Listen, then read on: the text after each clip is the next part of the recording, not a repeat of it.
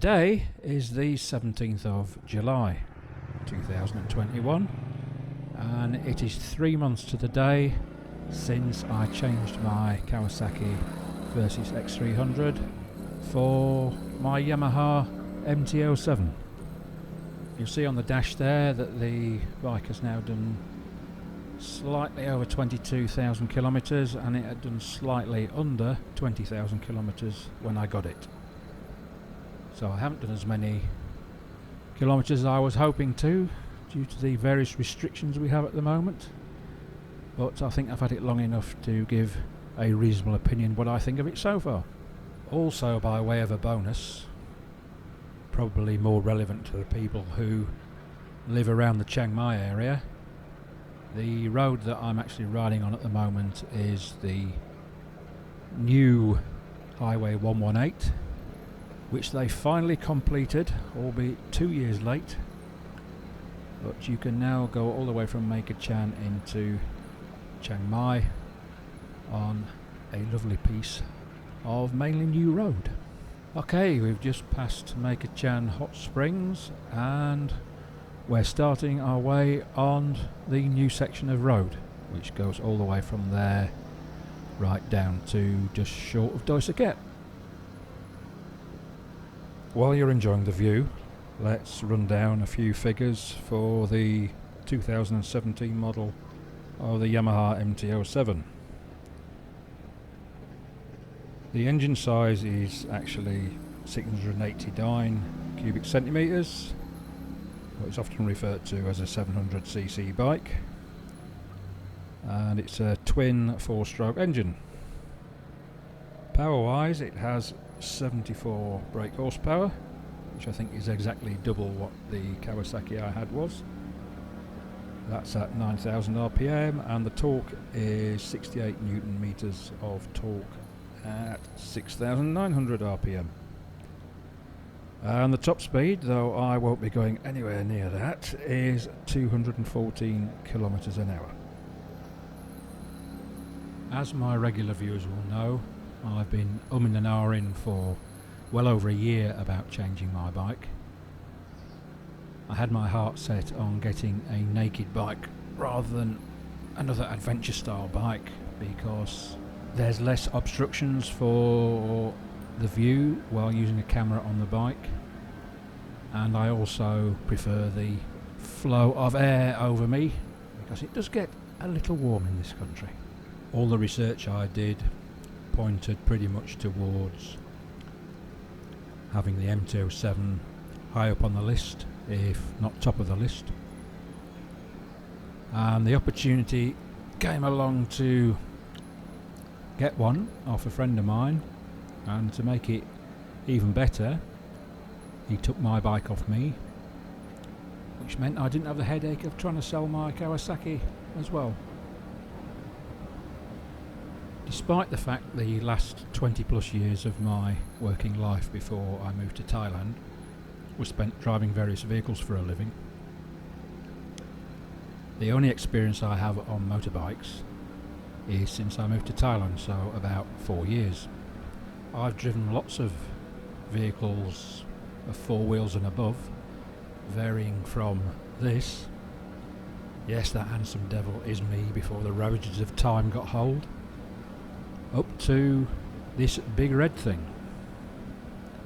And also, previously I have owned and driven a car with in excess of 200 brake horsepower with no problems, but there was still a slight feeling of apprehension about jumping on a bike with double the horsepower of the previous model I had.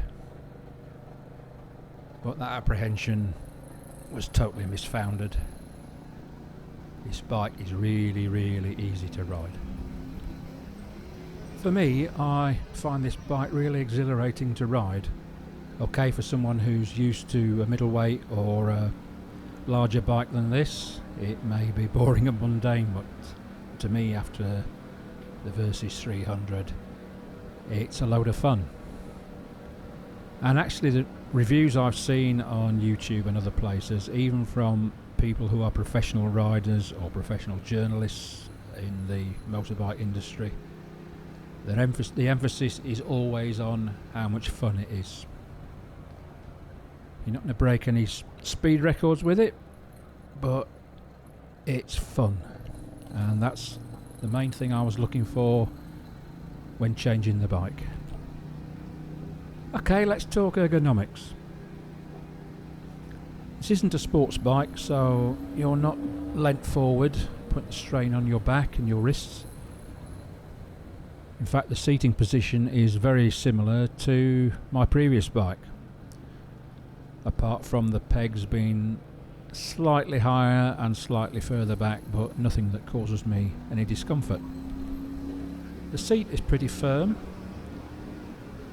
not quite as firm as the Kawasaki I had, but it's firm enough. You're certainly not going to be doing 3, 4, 5 hour stints, I don't think. I'm finding it's pretty much the same as the previous bike. Hour and a half, I'm ready to get off and stretch my legs for 5 minutes, and then off we go again. Overall, it's certainly comfortable enough for me, and you can get your legs in a nice relaxed position, clamp round the tank, and I haven't found any issues with getting stiff or tired on journeys, other than the things that I would suffer on any bike, like my arthritis and my advanced years, if you like. So what about running costs?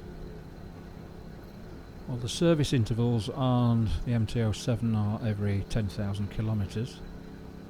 I haven't looked at the detail, but I think it's every 20,000 for the major service, and the ones in between, the 10,000, 30,000, 50,000, etc. Probably not much more than an oil change and a check over. As far as fuel consumption goes, I've been getting around about 26 kilometres per litre, which, if you compare that with my Kawasaki, which was only a 300cc engine, I was getting 32 kilometres per litre when I first got the bike, but I was driving around like the local vicar.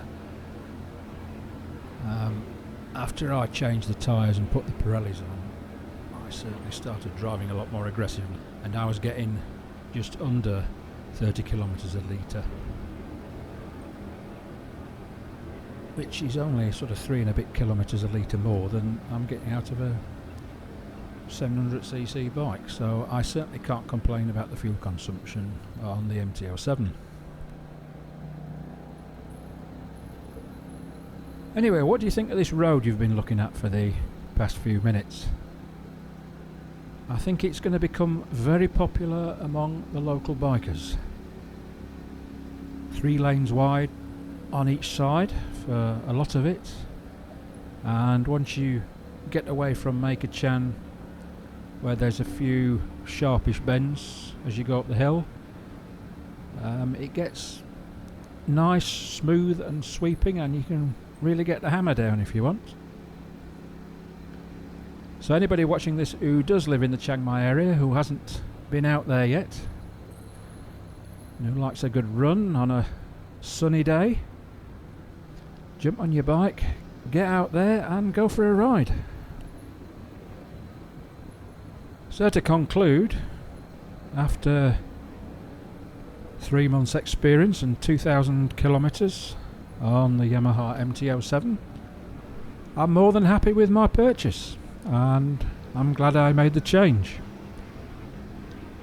I've done one longish trip where I've had to carry luggage, and I've had a couple of Krieger bags on the back, one 30 litre, one 20 litre, so certainly it will do you for a little bit of touring if you're on your own.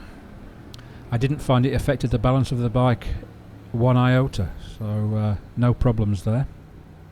And hopefully, this was one of the benefits I was looking for, I should be able to make a lot more videos from cameras mounted on the bike. The camera that I've used for this video, I couldn't mount directly onto the handlebars on the Kawasaki because of the vibration, and it was such a high frequency that the stabilizer in the editing software couldn't cope with it either. But I found this camera, it's the Osmo Action that I've done this video with, is really smooth, no shaking, vibration at all, and obviously I can also use the 360 camera.